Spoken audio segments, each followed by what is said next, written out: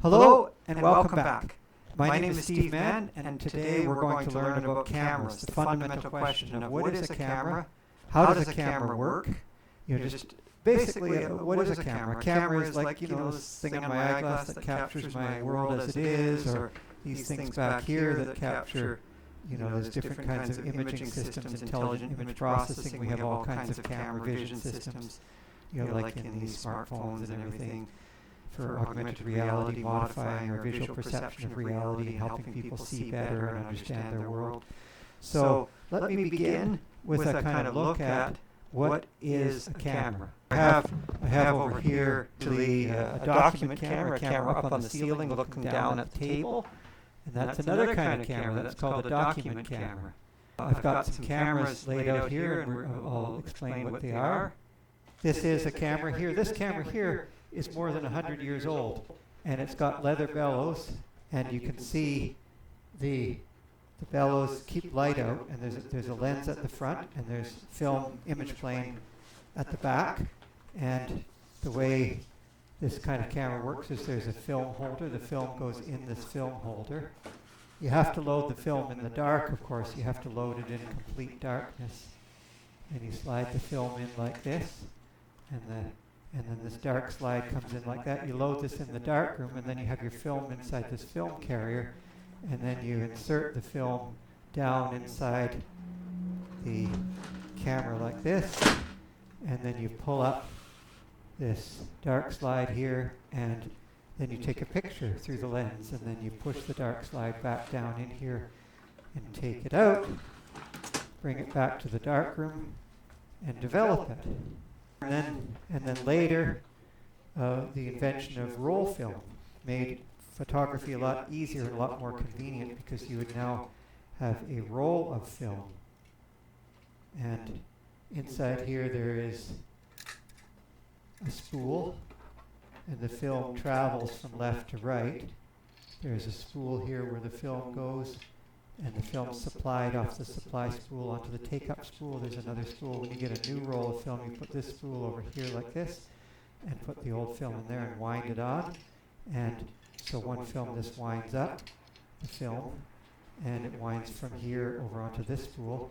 And so the idea is that it's a dark box. It's basically a black box, and there's leather bellows here to keep the light out. And on the front there's a lens that lets the light in, and then on the back there's the film plane that takes the picture. And of course there's a little viewfinder here that allows you to see, and you can look through that little viewfinder and frame up the shot, compose the shot that you're going to get. And now let's take a look here. If I look at that, if I open the back so you can see in here, I'll put the spool down here for a second so that we can take a close look here. And you can see this camera here is made by Kodak, a company called Kodak.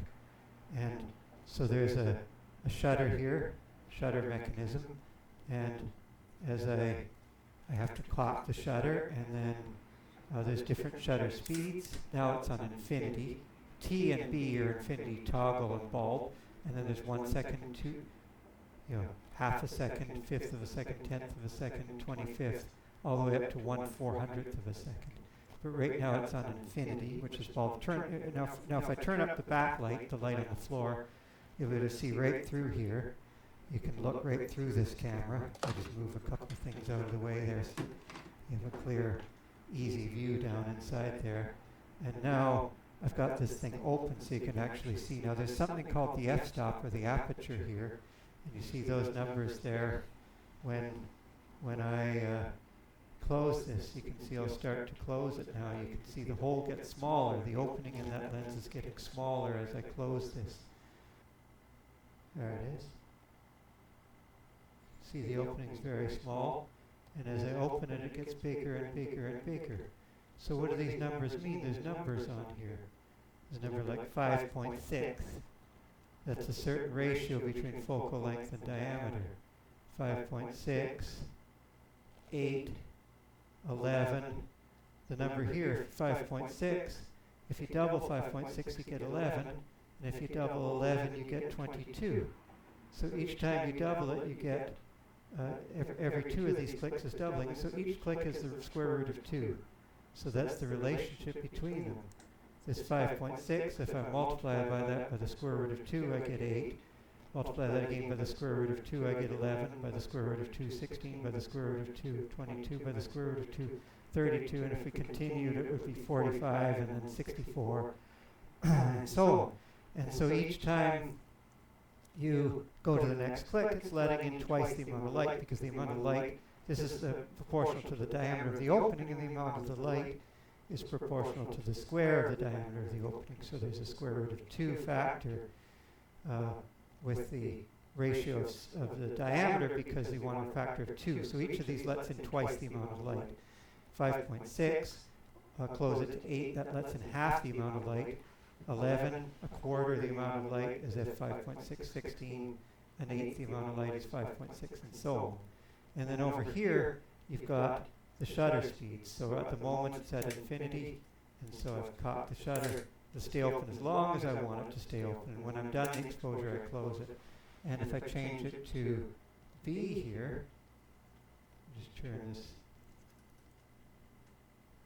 this wheel to the B setting. Now when I change it to B, it'll stay open as long as I hold it down. I have to keep holding it down. And then when I let go of it, it'll close. And if I change it to 1 second, it'll open for 1 second, or half a second if I go to here. You know, half a second, fifth, a quarter, 10th, or an eighth roughly. And then as I continue around here, there's 1/400th of a second, and you'll barely see it open here. It'll just be, you could hardly see that, just very brief opening.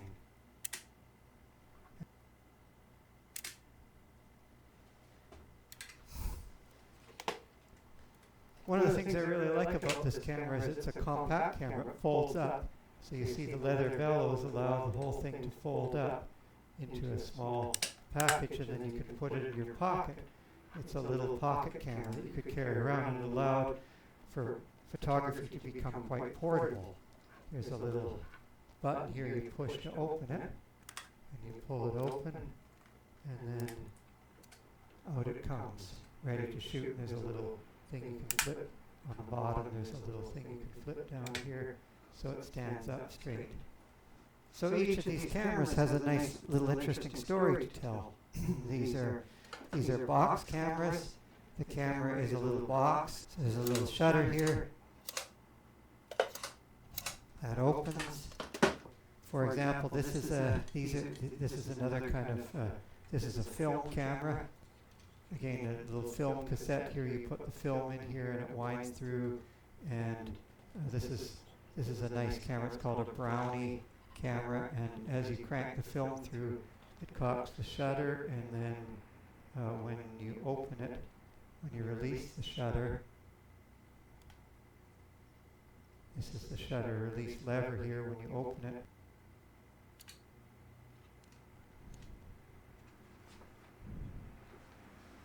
you turn on the back light here so we can see.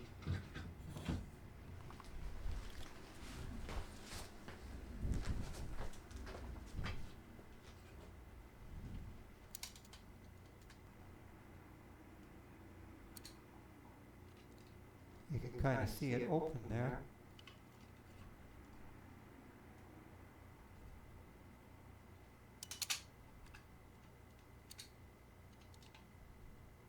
There it is. See the little red dot there, open and closed.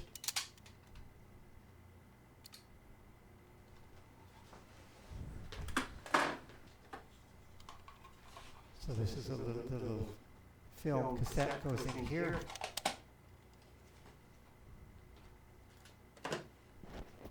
And then there's roll film, like 35 millimeter roll film. So this film, there's sprocket holes to drive the film. This is a camera that has film in it right now, and there's a lens here. a lens hood on it. So now there's film inside this camera.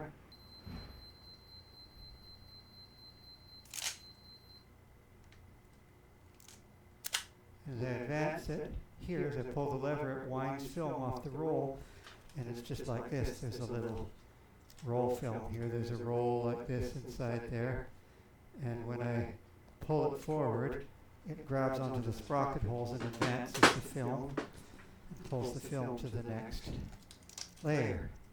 And then when when the film is finished, it goes into one of these little film canisters like this, and you can take it away and get it developed. So there's lots and lots of different kinds of cameras. There's little disposable cameras like this from the throwaway culture. Polaroid cameras, instant Polaroid land film camera. This is a Polaroid land camera, and it has a little opening, a little lens opening here, and then there's an aperture f-stop here with a small hole in it, and that hole goes over the film here. Inside there, the hole slides across like this. It goes from this position to let in lots of light, or if you want to let in only a little bit of light, you slide that thing across. It only has 2 aperture settings, and they're labeled on here.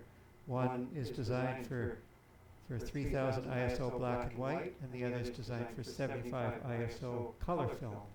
So one for black and white, one for color film.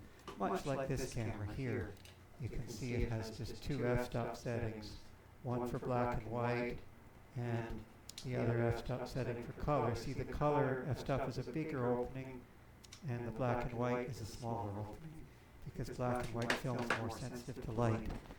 So when you're shooting color, you have to open it up, let in more light.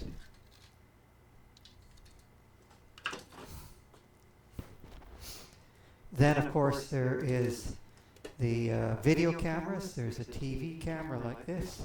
This is a television camera. It also has an f-stop setting, aperture ring on here. You can see here, closed. So you see these aperture numbers here.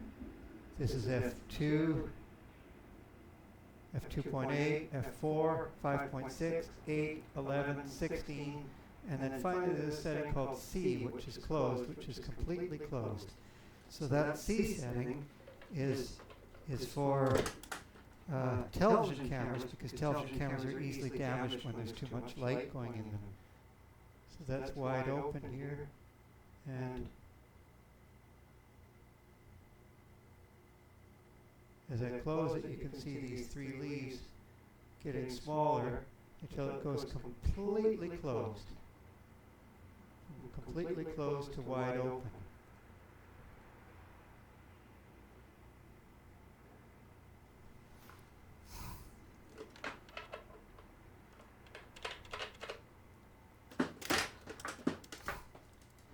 So that is a surveillance camera.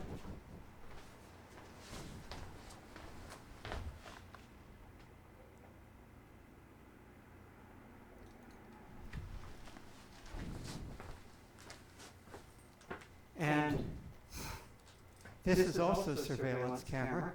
Many of these surveillance cameras are concealed in these dark domes, so people can't see which way the camera is aiming. So the idea is that it's kind of a concealed camera. The camera's hidden inside this dark dome, and then inside the dark dome there's a dark shroud here that keeps that hides the camera inside this dark. So there's a dark dome here, and then inside the dark dome there's another dark layer that hides the camera inside this black metal housing that's inside this dark dome.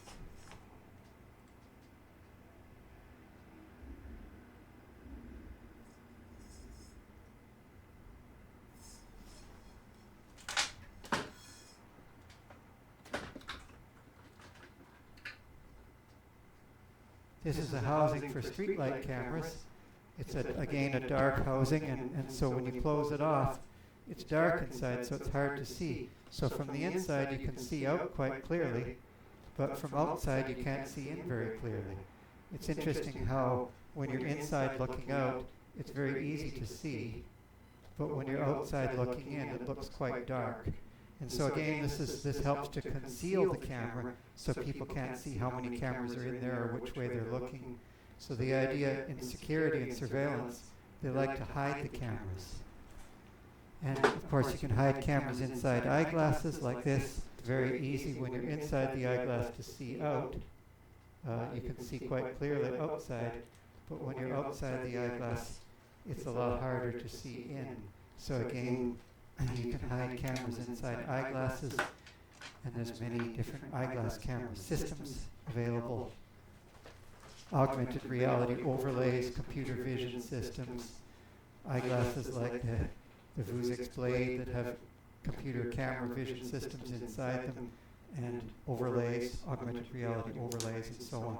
So there's many different kinds of cameras. We have internet cameras, web cameras, and of course there's miniature spy cameras, like these here, these little internet cameras that you have, and then this kind of camera here that can see in the dark, time-lapse cameras, many different kinds of cameras.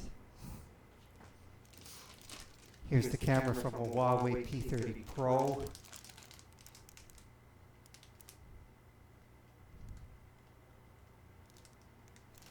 The Huawei P30 Pro camera allows us to see, this is the camera here.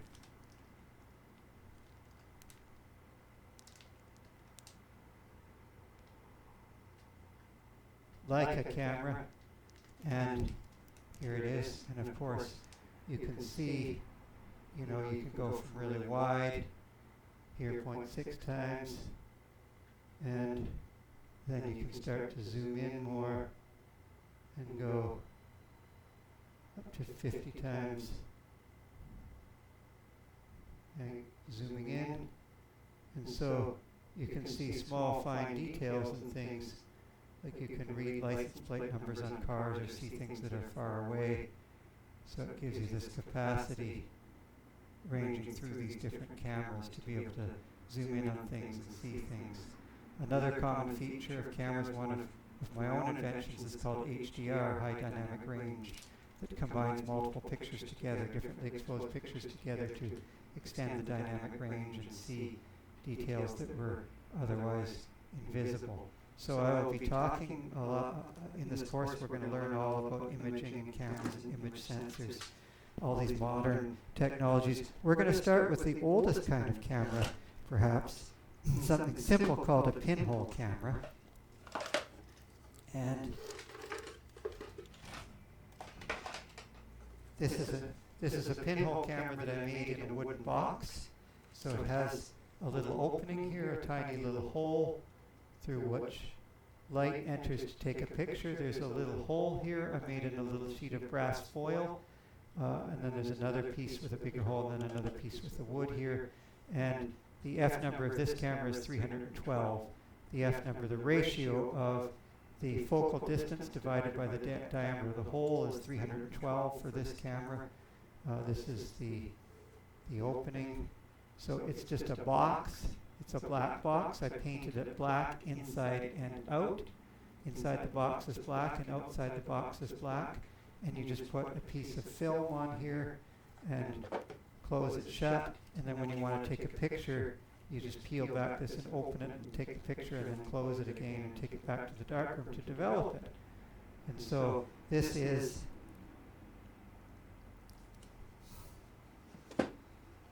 an example. Now, what is a camera?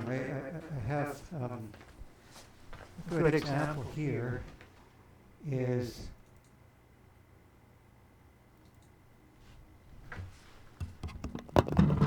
let me come back to this camera here.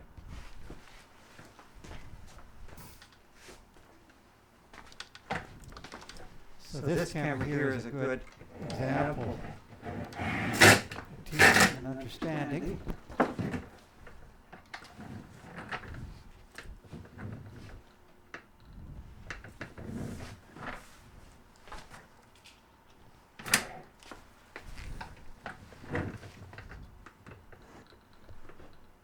there's leather bellows here that allow you to adjust the camera in various ways, and simply, if we look inside here,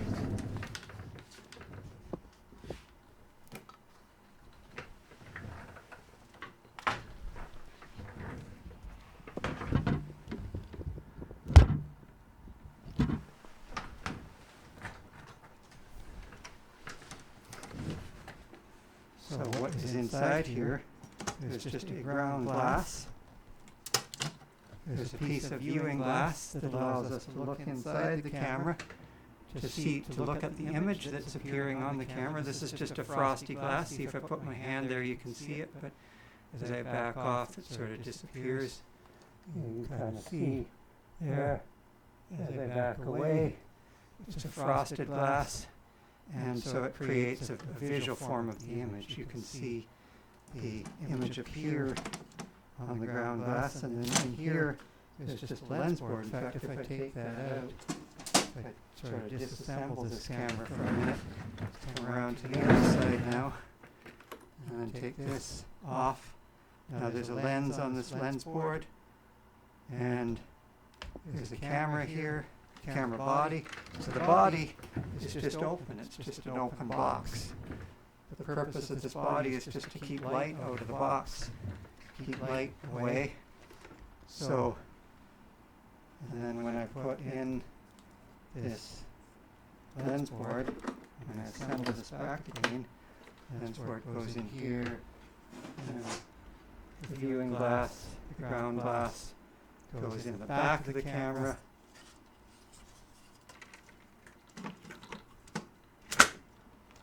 This, and then,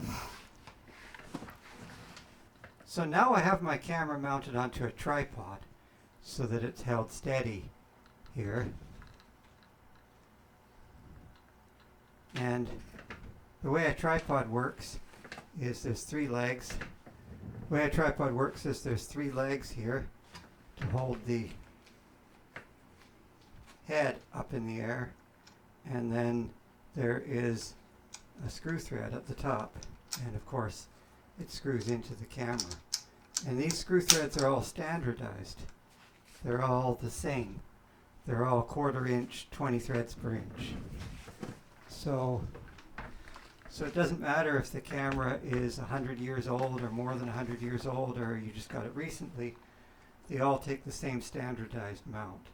So a lot of cameras, of course, have a little mount thing inside it so that, you know, it can flip up, and the camera will sit on a nice surface like this. You know, it can rest on the ground or on a table, but if you want, of course, you put a tripod in. Most cameras, or many of them, have a hole in the bottom, right here, for example, and that hole is 1/4 20 threads. So this is a 1/4 20 threaded rod, so you can make your own camera mount from the threaded rod to mount the camera. You can build your own mount. You know, use standard 1/4 20 mounting hardware. These are 1/4 20 screws here, washers, nuts, and so on. And you can mount the camera to a table or a tripod, and they all mount in a very standard sort of way. So now we've got this camera mounted like this, and you can see the ground glass here. And one of the things we want to try to do is to understand the mathematical relationship of what a camera does, how a camera images things, how do cameras capture things, what is the relationship between the light going in and what you see on the display. So one way to understand that is to take a periodic lattice of lights.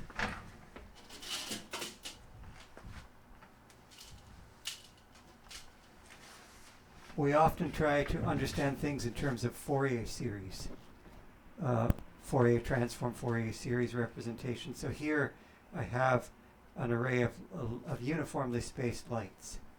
And so there is uniform pattern of lights. And if I hold that array of lights up in front of the camera, you can see this series of dots here. And if this array of lights is parallel to the film plane, you'll see a series of dots that are equally spaced. So you could imagine a Fourier series representation of this, sines and cosines describing it and so on. And we can have a representation. If I move it closer, of course I have to focus it closer as well. If I focus it closer, then here, and if I move it further away, I have to refocus the camera a little bit, but more or less the row of dots, the spatial frequency increases as I move the camera further, from the subject matter, and as I move it closer, the spatial frequency decreases.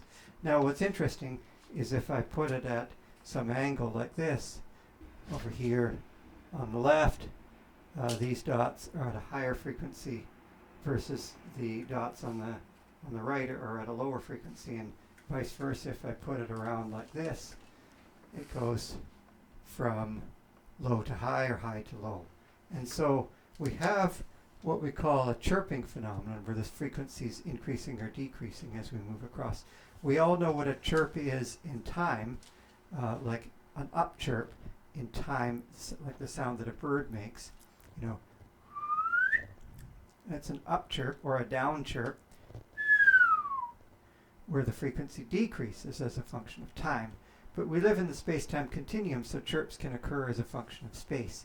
So these are spatial chirp functions that we're seeing here. And so we can write a mathematical expression for something in the physical world and how that will map into the projective world. And this is simple algebraic projective geometry. We have projective geometry describing what happens in the real world and how it gets projected into the virtual world or the photographic world or the image plane and so on. So that is one of the things that we will look at in our first lab. We're going to build a couple of simple pinhole cameras, very elementary cameras, and we're going to understand the mathematical relationship. What does a camera do? How does a camera understand the world? How does a camera see and understand the world?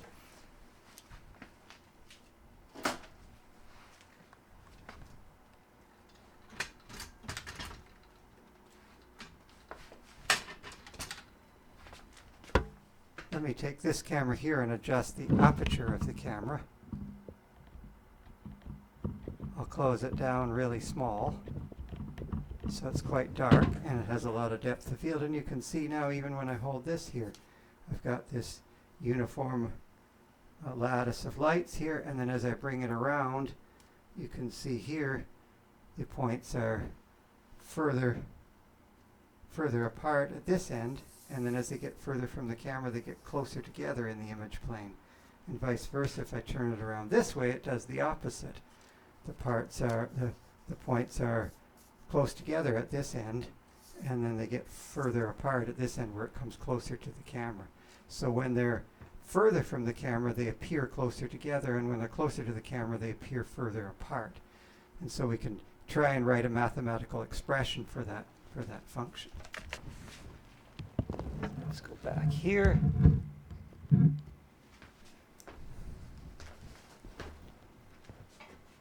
So I've got this document camera here. I can raise and lower it, so I'm going to bring it down closer to the table, and I can turn it 90 degrees.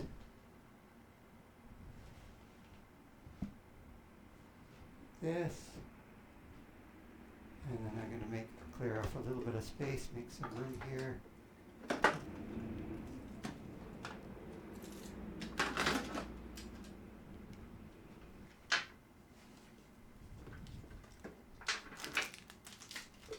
Down so we can see a little bit better here.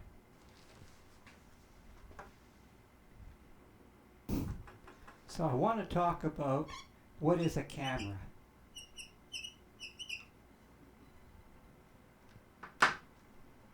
So the word camera is a Latin word.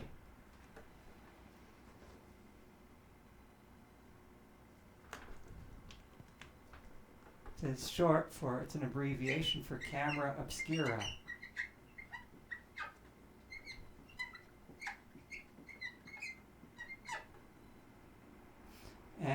this is, the word camera in Latin means room. And the word obscura means dark. So what we have is camera obscura means dark room in English. So a camera is basically a dark room.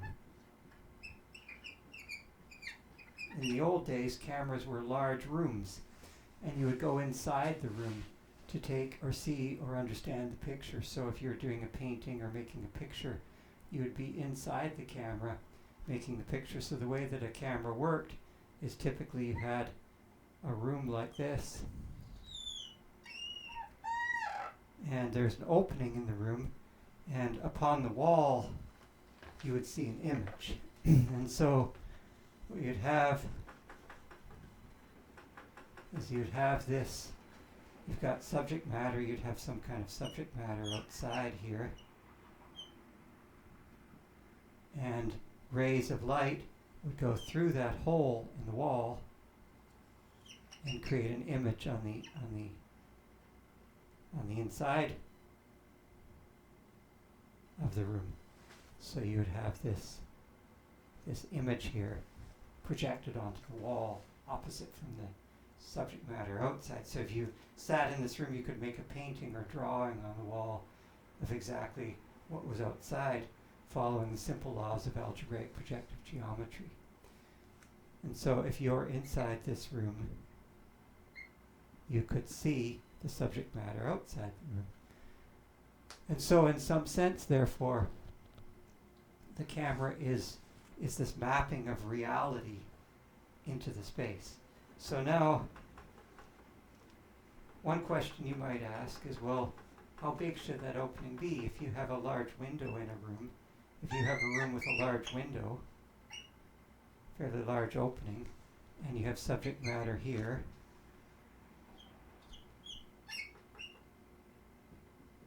then some point P here, we'll call that point capital P, projects to point little p here, which is spread out quite a bit because these rays of light spread out through that opening. Say that's P1 here, and say we have another point P2 over here, and that point P2 will also get spread out to a fairly large point there. And so if this is a large opening in the room, then you'll have a fuzzy or blurry image. And if you make the hole smaller, let's say you make that hole considerably smaller,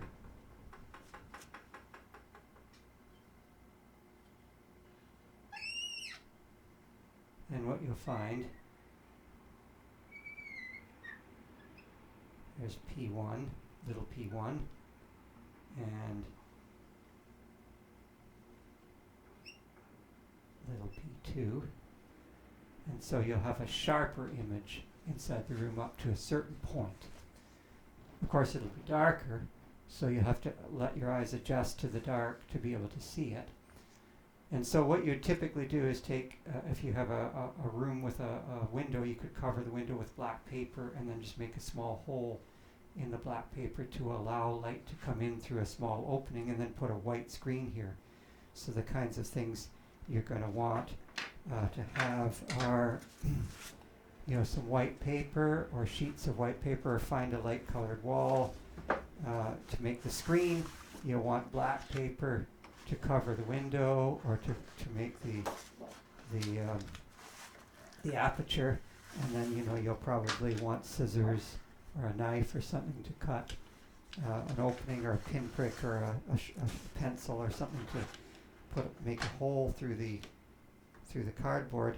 And it's also useful to have some black tape.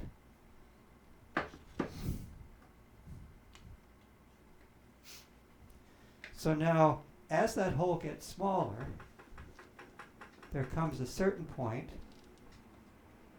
where you have the diffraction effects. So light normally travels in straight lines, but when it gets very small, you get diffraction.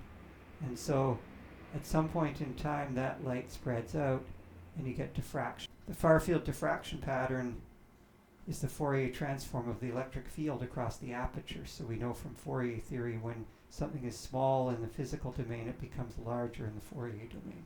So classical optics tells us to make that hole as small as possible.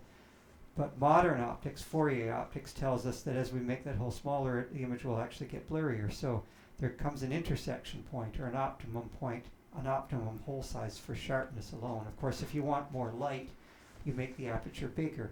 But if you want to make the image as sharp as possible, there's an optimum aperture size to make the image as sharp as possible. And the optimum aperture size is some constant, it turns out some constant times the square root of lambda times f, where f is the distance that you are from the aperture, and the diameter d is some constant times the square root of the wavelength of light that you're trying to see. And human vision, the sensitivity of light, human vision is most sensitive to around 550 nanometers. So that's green light. So if you calculate that for green light, you know, this is 1 meter. And you know, you're going to get, depending on the value of C, you're going to usually use something between 1.5 to 2 using the Rayleigh criteria, you know, 1.22 lambda over D. You work this through and you can come up with something on this order. There's lots of research that's been done on this. And so you want a hole diameter that's around 1 or 2 millimeters for 1 meter away. And of course the diameter of the hole varies as the square root of the overall size of the camera. So one question that I want you to explore is it better to have a large camera or a small camera? Does size matter? Does a big camera give you a better picture?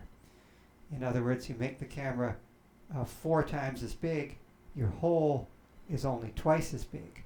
And so I want you to think about how that affects the image quality. How does the camera size affect the image quality? So I want everybody to make at least one large camera and at least one small camera and sort of understand these physical limits of reality. It helps to define a couple of quantities. There's an aperture in this camera. You're going to have some kind of an opening, and the aperture has some diameter.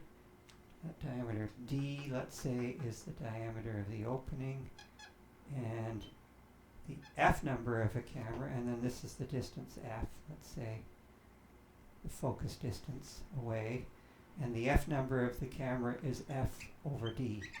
So if you look at these cameras that we saw before, they have various numbers on them.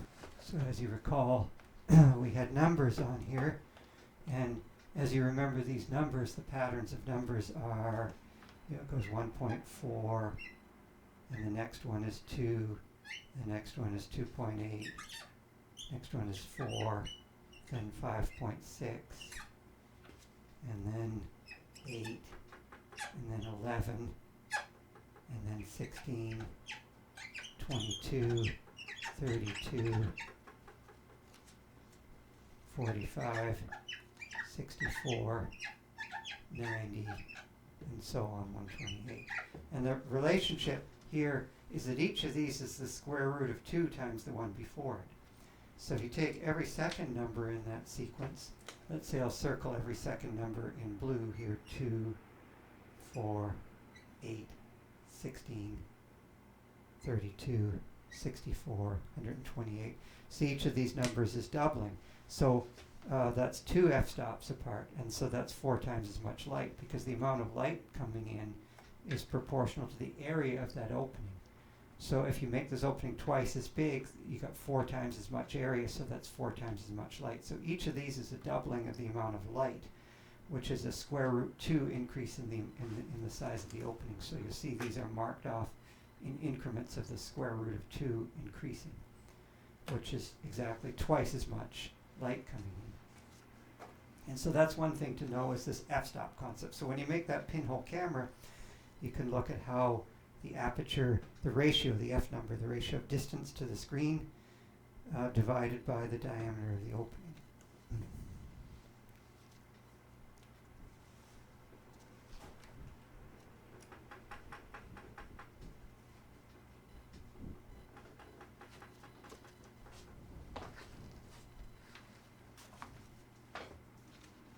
Okay, now another thing to think about, mathematically, oftentimes what we can do is just represent the pinhole as a point and imagine everything else is closed off and light can only pass through that light can only pass through that one point. So if I have subject matter here, I have subject matter here, and subject matter here, the rays of light pass through the point here and form an image here like this.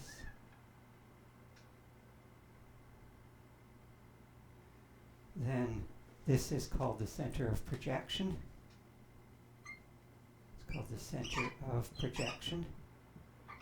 And this, if this is the image plane here, if this is the image plane, we'll call this the image plane. Then it's useful to construct a optical axis which is always at right angles to the image plane. So this is 90 degrees, and this is called the optical axis. And then it's also useful to define a distance from the optical axis. We'll call this distance x, big X, the distance from the optical axis. And then the corresponding distance over here, we'll call that little x.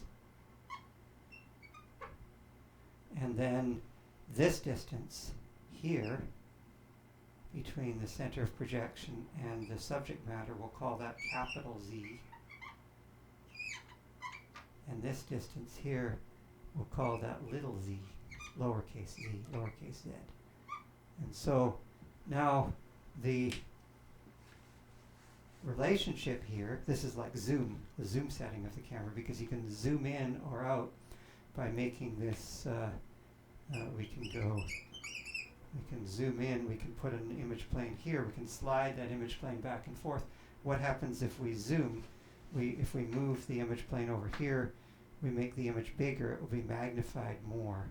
And if we zoom out, if little z equals big Z, then we'll have a life-size version. If your camera's big as reality, so if there's a person standing, 10 feet away from you here, and your pinhole is here, and you've got an image plane, a white wall that's 10 feet away, you'll see that person life-size on the wall. So you actually have, if you zoom right out, your subject will be the same size as in real life. You see right on the wall here. So there's a simple relationship here mathematically, and that is that by similar triangles, x, big X over big Z equals little x over little z. And that's kind of a very, very simple mathematical relationship.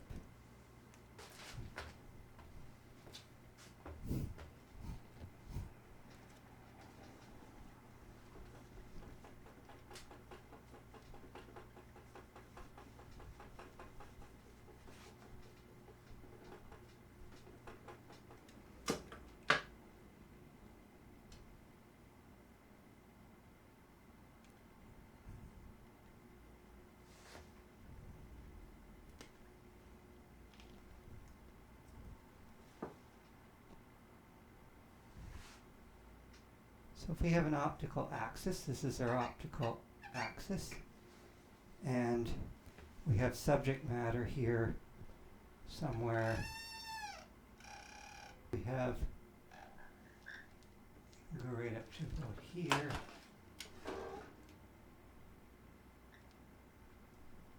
See, I'm going to have some point P that we're imaging capital P, and the distance to P is big X1, and then we've got our center of projection. By the way, the center of projection in that lens, the COP, the center of projection, is right in the middle of the iris of the lens. So the lens has a little sort of iris kind of opening like this.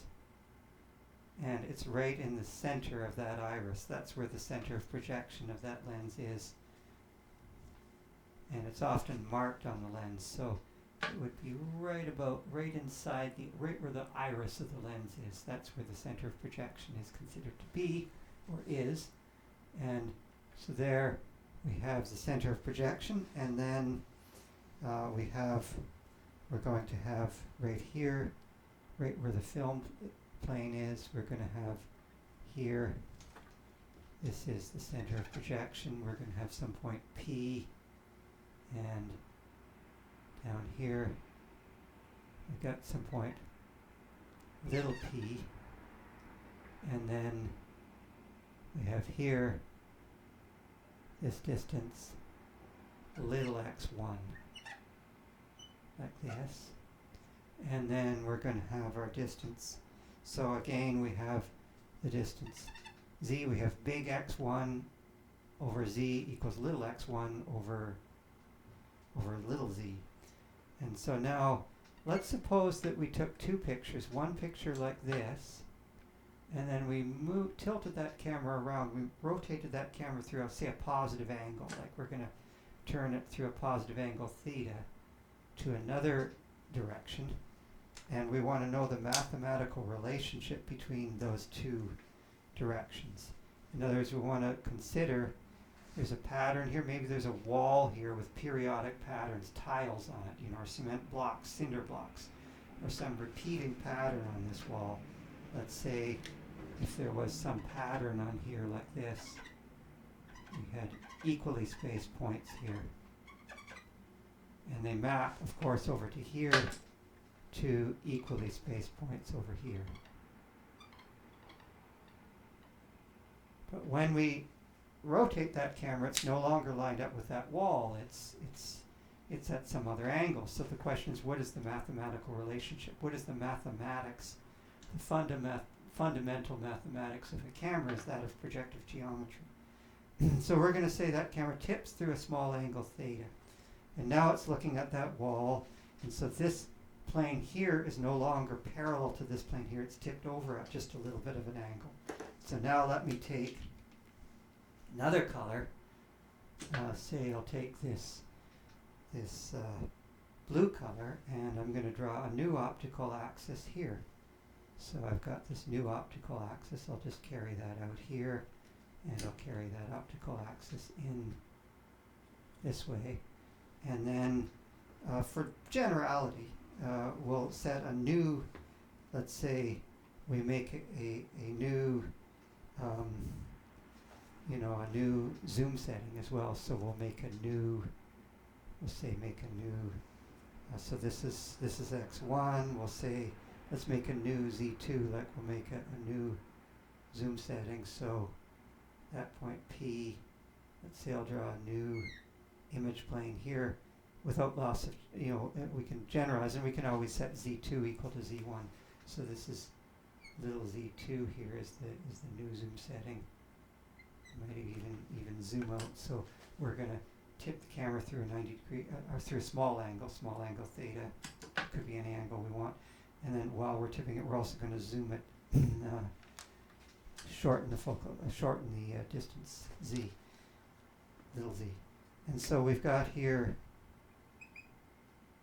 this is little z1 here, and this is little z2, and this is little x1, and then this distance here where it intersects, where the point projects, where the point P projects, I'll call this first little p1, and I'll call this little p2, and then I'll call this distance here little x2.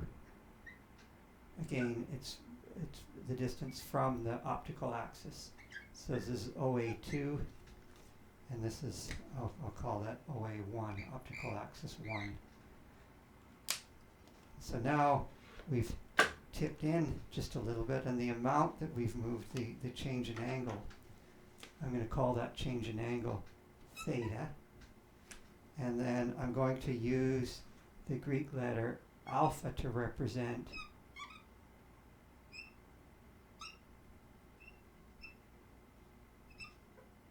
alpha to represent this angle here. So now, as a very simple, high school trigonometry kind of thing. So now we've got that, we have that tan alpha, so the tangent of alpha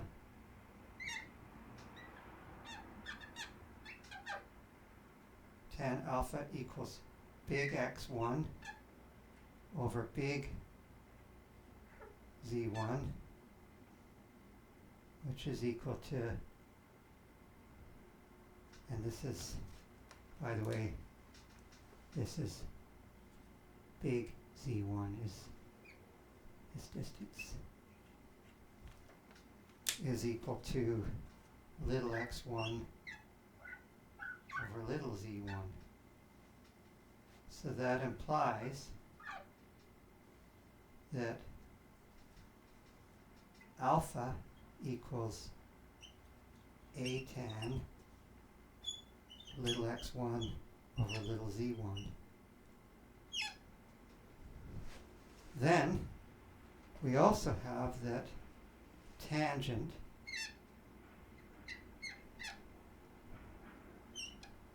of alpha plus theta equals big X2 over big Z2, which equals little x2 over little z2. And so we have here that this, of course, is big X2 is this distance here, big Z2 this distance here. And so we have this relationship. The most important thing that we really want to know is what is the relationship, what is x2 as a function of x1. So we want to know really the relationship between these two pictures. What is that relationship between x1 and x2? We want to understand that relationship between x1 and x2. So now let's continue here. Just make some more space up here.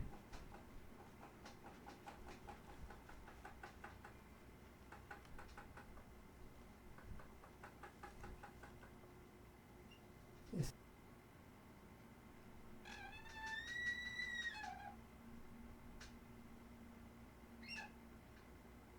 x2 is equal to z2 times tan. So we're just, this x2 here, put this z2 over here is z2, so put z2 tan alpha plus theta. x2 equals z2 tan of a tan of x1 over z1 plus theta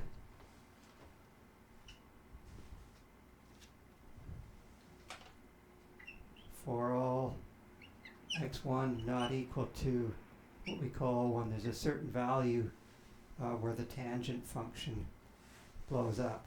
You know, when you're tan 90 degrees or tan 270 degrees, means O1, you know, not being Z1 tan pi by 2 plus theta. So we want to avoid that one singular point.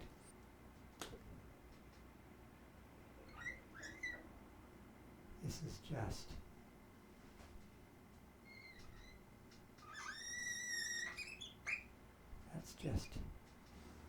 so this singular point here, O1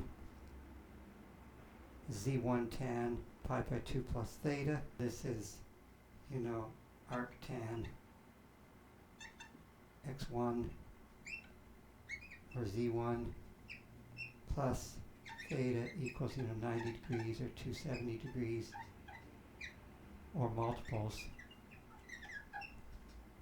And we want to not be in that area. Is x1 not equal to z1 tan 90 degrees minus theta? So O1, the location of O1 is z1 tan 90 degrees minus theta, or 270 degrees minus theta. That's called the appearing point. That's the singularity in the domain. The vanishing point is the singularity in the range, and the appearing point is the singularity in the domain. So if you look at the paper wherecam.org/appearing point. So this was a simple observation that there's a singularity in that mapping, and just as a fun little thing,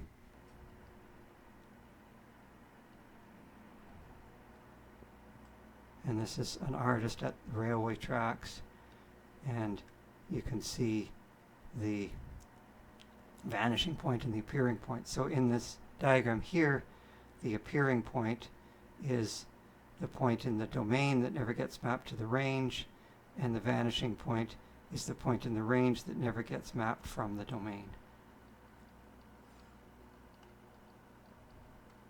This is a coordinate transformation on that image, and here is the appearing point.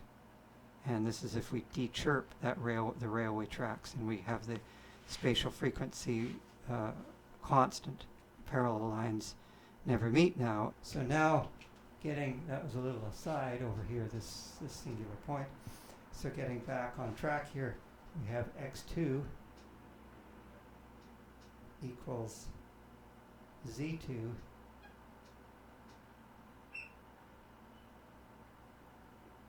tangent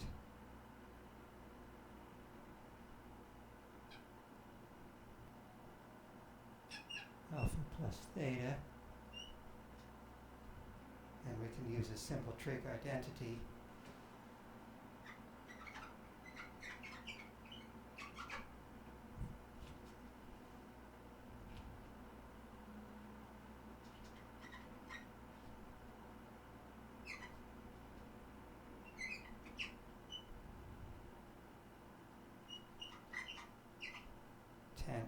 Tan of alpha plus theta equals tan of alpha plus tan theta over 1 minus tan alpha tan theta. And so if we put this into the trig identity here, if we come back up into here, then we have that x2 equals z2 times all of this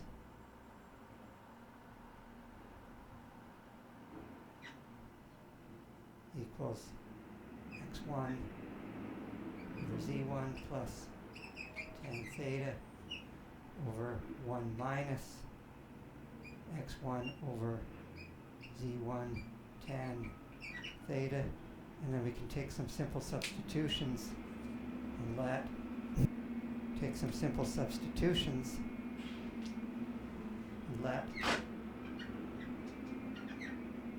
A equal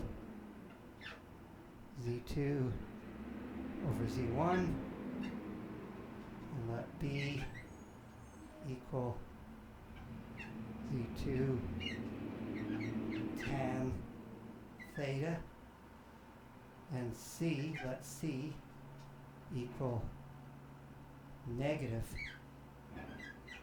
tan theta over z1. So now we have just A, B, and C as constants. So now we have x2 equals ax1 plus b over cx1 plus 1. So we've got a much simplified version of that mapping that doesn't involve any trig identities on a per pixel basis. The trig identities, of course, are just calculated once per image pair for a given rotation theta, but then for every pixel in that image, this calculation we don't have to calculate trigonometric identities for each pixel. Now C is the chirp rate. So we have that A is the scale, or the gain, and B is the bias, or the offset, and C is the chirp. C is the chirpiness or chirp rate. So you can see if you have the film plane parallel to the image periodicity, then of course C is equal to 0. There's 0 chirp. But as you tip the camera away from some periodic structure, you're going to see a chirping effect. So this gives you an understanding of the relationship between images of periodic structures, for example, or images of anything, the relationship between any picture and any other picture, because pixels themselves are periodic structures. And so if you have pixels in the domain, they're periodic. In the range, when you tilt the camera through some angle, then the range of that mapping, the pixel lattice, has been chirped. So that's a very fundamental concept that we're going to learn a lot more about, hopefully. So in your lab, what you're going to do is you're going to build 2 cameras, and a large camera and a small camera, and then you're going to understand the mathematical relationships. Fundamentally, you're going to understand what a camera is and what it means and how cameras work.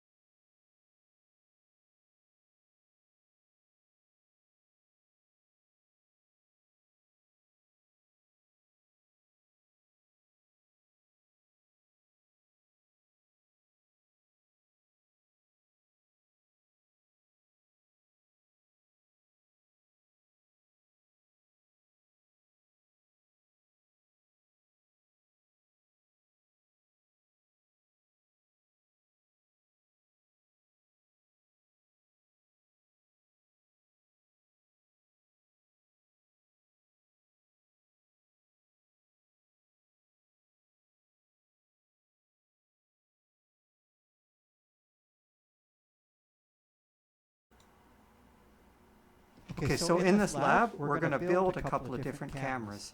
We'll build a large camera that you can go fit inside, or at least put your head inside, or at least put your see big, large, and then we're going to build a small camera that, and we're going to compare the scales of these cameras. So I want everybody to understand what happens when you build a big camera and the aperture size. What's the optimum aperture size for a big camera, and what's the optimum aperture size for a small camera?